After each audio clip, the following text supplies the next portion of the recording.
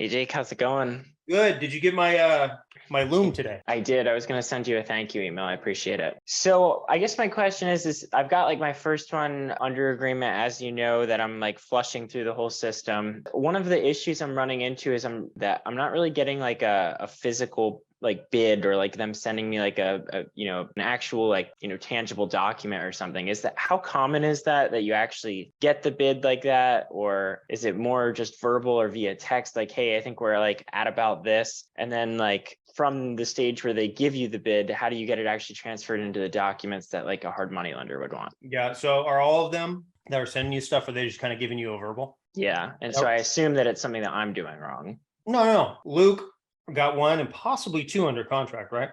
Yes. Is that other one still in the works? My agent is like very good friends with those agents, and they said our offer's at the top of the pile. My offer's 213.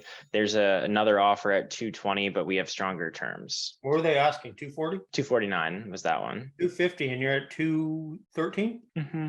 That's a pretty big discount, yeah? Yeah, and it's the neighborhood's got really strong comps. There's like a 322, a 325, a 328, and a 330. He got two of them, and Luke sent me about 45 questions, right? That was a joke. You can laugh. But he sent me a bunch of questions about the due diligence process, right? Sorry, I've got stuff in my mouth. And one of the questions was, with contractors, when you're in the due diligence period, should we be looking out for a super detailed bid or verbal, or what's the expectation with that? All right. Yes. So the way I responded is, we are under pressure. As soon as we get that offer accepted, it's like, we got to get multiple bids. We got to coordinate those contractors getting into the properties. There are lockboxes. An agent needs to let them in. We need to get it in front of lenders. Is the lender going to make us confirm our numbers first before they start their process? Like, there's all these different things. And it's like, we got to do 1A, 1B, 1C, 1D, and blitz everything because we got 7 or 10 or whatever days to do it. How long is your due diligence period, Luke? 7 on this one. So you have a week to do it. And I'm sure that when you're talking to your contractor, right, you've already pre-spoken with the contractors, or at least some of them. You're like, okay, it's game time. I need to get a bid from you. I need to get it right away. Even if we don't say we need it right away, in our voice and with the way that we communicate, there's a sense of urgency. So a lot of times the initial bids come from the contractor in a verbal format, because we're like, hey, I need a bid, like, where are we at? And it's good to get that number about approximately where we're at as quickly as possible, because if we're estimating 35 grand and the bids come in at 60 grand, we know that, hey, we need to maybe prepare to get a price reduction, or hey, maybe we're just going to go through the motion and back out on the 6th of 7 days and just try to figure out where our contractors are there. So I'm cool with contractors giving me a verbal bid up front, because that's what I need. And I'm trying to just see if I can get that consistency, like get a trend with those contractor bids. But contractors are notorious for being disorganized and not really good at computers. Not all of them, because some of them are freaking amazing. But a lot of them, especially ones that are cost effective, might be contractors that are actually doing the labor as well. And so they don't get a lot of chances to go back and put out a bid on a computer. And if they do, they may just have it on a Word document where they put bullet points and then the total price. All of them are a little bit different. And so there's a few different things, right? First off, I'm fine with getting that bid just via text or during a conversation first, because I want to know approximately where we're at. And I want to get that same bid from everybody else. Now, some of them are quick with it, where they can go in, they put everything into some system, and boom, they can get you a physical bid like that night or 2 nights later. But a lot of times it's going to be a few days. As long as, if they tell me it's 40 grand or 42,500, I'll talk to them. Hey, I just want to make sure that I'm on the same page. For this, the total for labor and materials is 42,500. Is that correct? Because I need to take that to my team, because we're going to start unleashing this funding. I don't want any surprises. And again, I'm saying this aggressively. I'll probably say it more playfully with the contractors. So contractors are egos. Like we're talking about aggressive people, the sharks. We have the sea urchins who are analytical. Usually contractors are sharks. And so if I go at them too sharky, sometimes their ego feels offended and they can't help but respond in a way where it's like a puff your chest contest. I want them to give me a bid, but then also their bids are different. The most important thing is that my scope of work on the contract, like my contract is something that's going to get signed. Even if they don't send me a physical bid, I may send them the contract and say, hey, this is what we're going to sign. I'm going to wait till I actually buy the property, because I don't want to commit the work to you until after I actually own it. I may send that to them. Just say, hey, review this. It's everything we talked about. Just like, we're getting closer. I just want to have this for you so we can start working on it right away. But in addition to that, the way that the bids come in, sometimes the lender that you use will have a specific template that they want the bid to be in. Me and Grant have both started using a different lender lately, because we're both doing flips here in Knoxville, where the lender has a specific process on a spreadsheet that that bid needs to be in addition to our contract with the contractor, right? And so we're getting these bids and getting them in a way that we can enter these different parts of it onto a spreadsheet that goes into their fund control account so they know when to release those funds. And so sometimes if I have a lender that's real strict on how that bid needs to look, I will send them the spreadsheet and say, hey, just enter, plumbing, electrical, cabinets, countertops, appliances. I need you to enter it on this spreadsheet because ultimately that's what needs to go with the lender that goes in addition to the contract that we have. So it's going to be kind of different depending on what type of lender you have and whether they have a requirement. I think one of the questions on the HML questionnaire, it has to do with fund control. And typically if there's something like that, they're going to tell you. And if they're vague on that, have them explain, hey, you're 2 days into your due diligence period. By the way, are you working with Paul? I talked to Paul. I vouch for you. I think so. I have a potential gap lender that she has a really good hard money situation that she might want to use. Oh, okay. Yeah. And that's cool. So I would talk with both of those lenders and ask if there's a specific process or a specific type of document that they need breaking down the budget for the bid. Because a lot of times that can be helpful and it maybe takes some pressure off the back of the contractor because they say, hey, I just need it in this format. Pretty much everything's created. I just need you to put the numbers in. Okay. Right? But I'm fine with those verbal bids. And sometimes I encourage them because I'd rather get a number right now and then have a conversation with them that they commit to. We verify that we both have a common understanding of what that looks like. Hey, yeah, 42,500 for this, and this. I just want to make sure I understand this correctly because we're moving quick over here. I do need to get it on paper from you, but I just need to make sure that I'm not getting any surprises. And if we have that verbal bid from them, if they change it, if we have similar verbal bids from 3, 4, 5 other contractors, we're usually pretty protected. You know what I mean? So talk with your lender about that, the structure that they need. And if they're like slow or they're like, hey, it may take me a while to get there, you can even ask, like, do you typically give bids or how do you typically do it? If it's a case where they're like, oh yeah, I'll do this for you because I see value in the relationship, but ultimately they're like, how do I do a bid? How this guy wants, I want to be professional. Sometimes you could just send the contract that you use. Just say this is what's going to look like at the end of the day. Right. And that may, open up good conversations with them and make them clarify that they're going to get everything done and passing inspection and so forth. But that contractor contract template should have everything that you guys talk about throughout this process. With payments, with expectation of work done, with schedule, all that kind of stuff. Okay. One other question I had, how do you, I guess, like tie them down? So when they are giving like more of like just like the verbal quote and they're like, yeah, it'll be in like the 40 to 45 range. And like, I'm not sure like if I should use my kid gloves with them or not and be like, so is it 40 or is it 45? Yeah, I would say that, but I'd make a joke out of it because we got to tell them like, hey, appreciate that. And they may need to go and crunch something with material costs or something like that, or take a picture of it, bring it home and draw it out on scratch paper. So I would just say, I like that. I think we're in the right range, but I need an actual number. And honestly, 40 is probably going to work and 45 is not going to. I don't want you to not make money on this. We're all trying to make money together. How quick do you think you could nail down an exact number for me?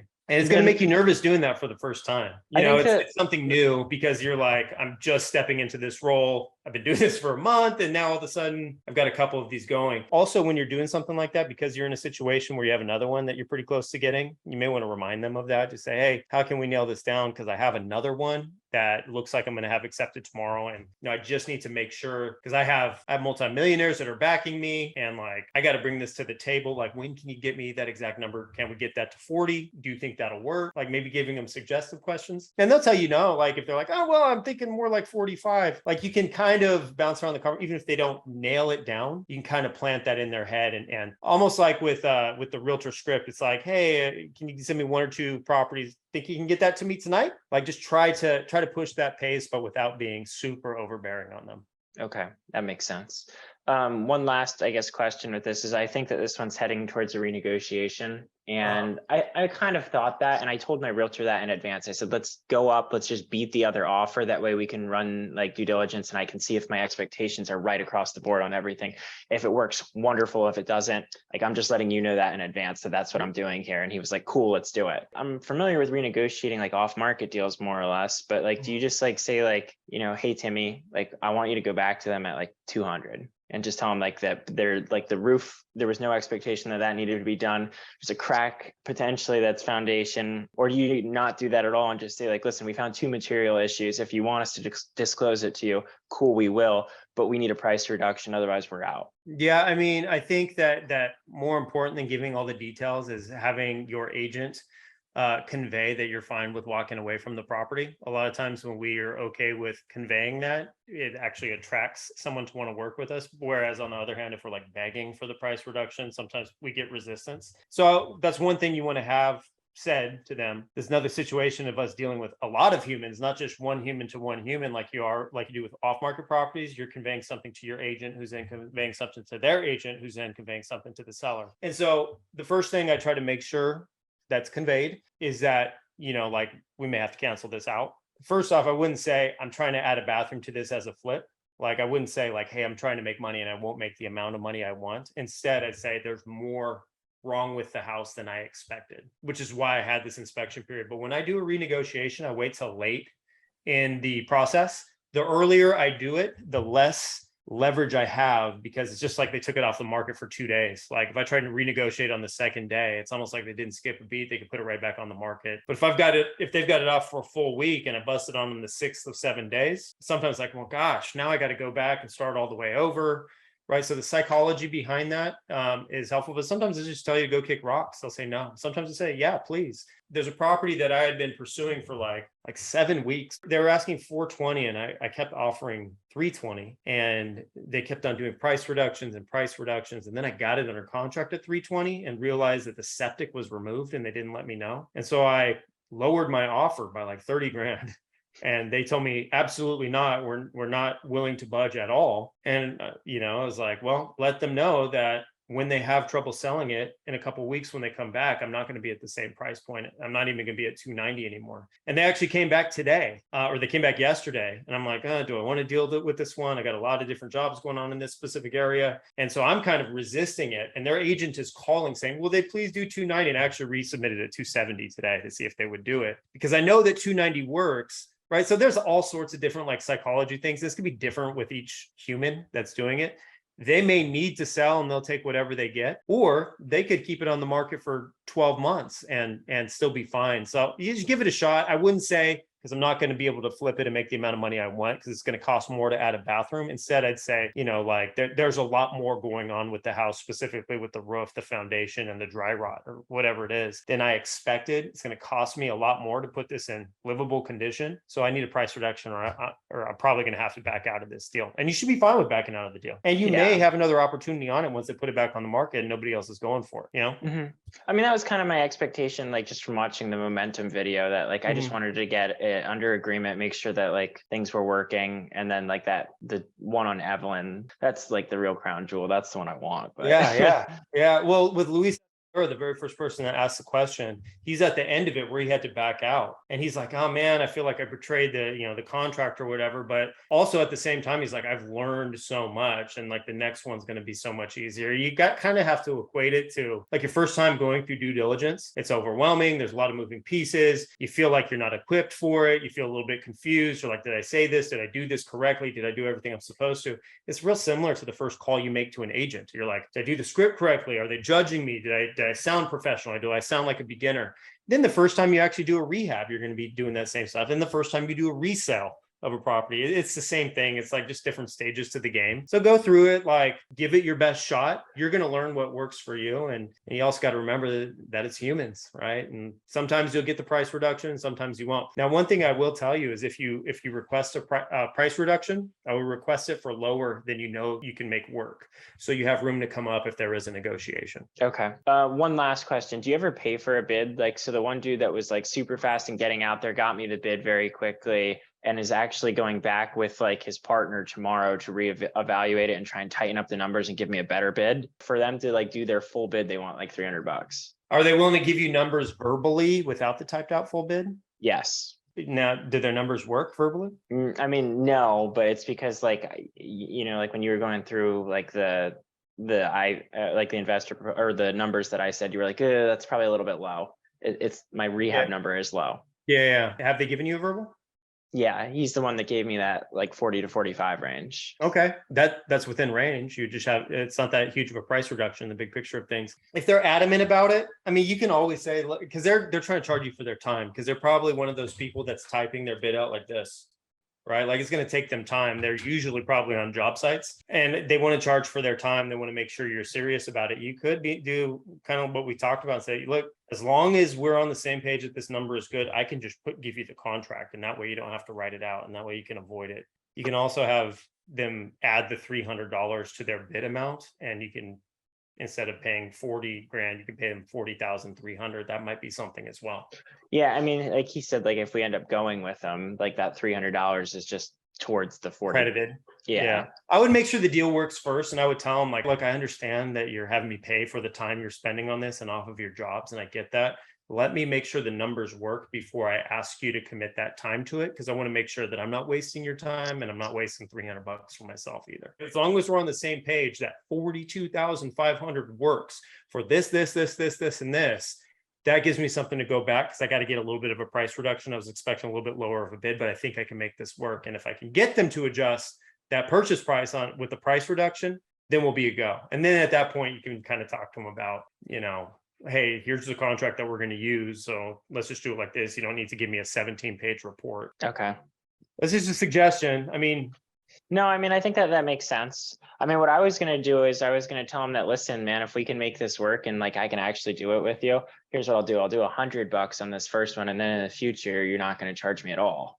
Yeah. I mean, look, everything's negotiable. You just have to have the gonads to be able to say that to someone. And to be honest, although I'm not going to pay for a bid, like I kind of respect when they do that because they're saying that we're taking this seriously and we value our time, So I like that. I don't think I'd be super opposed to it if they're crediting it to the deal. If I know I'm working with them, they're not making you pay $300 for the verbal, right? No. Yeah. So if I know I'm working with them, I know we're a go. It's like me advancing them $300 if it comes down to it. But I would for sure ask for a discount or something crazy with it. So they show that I'm valuing that money too.